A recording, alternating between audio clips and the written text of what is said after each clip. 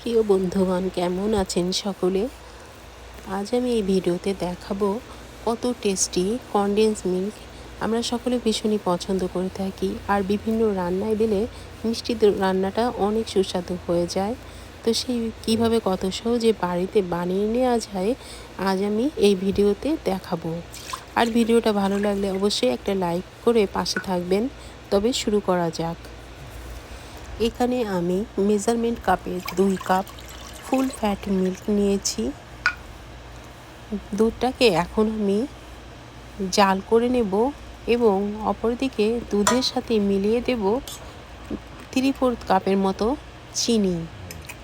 এই দুটো চিনি এবং দুধ একসাথে আমি নাড়াচাড়া করতে করতে দুধটাকে বেশ ঘন করে শুকিয়ে নেওয়ার মতো আমার পছন্দ মতো শুকিয়ে নেব। কিন্তু পাশে থেকে এই জিনিসটা করতে হবে, না হলে তলা লেগে যাওয়ার চান্সটা ভীষণই থাকে। তারপরে নাড়তে নাড়তে দেখতে হবে টেক্সচারটা নিজের পছন্দ মতো ঘন হয়েছে কিনা।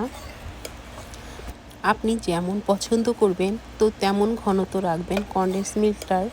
তবে আমার একটু নাড়াচাড়া করতে করতে একটু বেশি শুকিয়ে গিয়েছিল বিধায় একটুখানি একটু পছন্দ মতো একটু মিল্ক অ্যাড করে গ্যাসের চুলায় আর একটু ঘন করে নিয়েছিলাম। তো এরকমই একটা টেক্সচার নিয়ে এসেছি।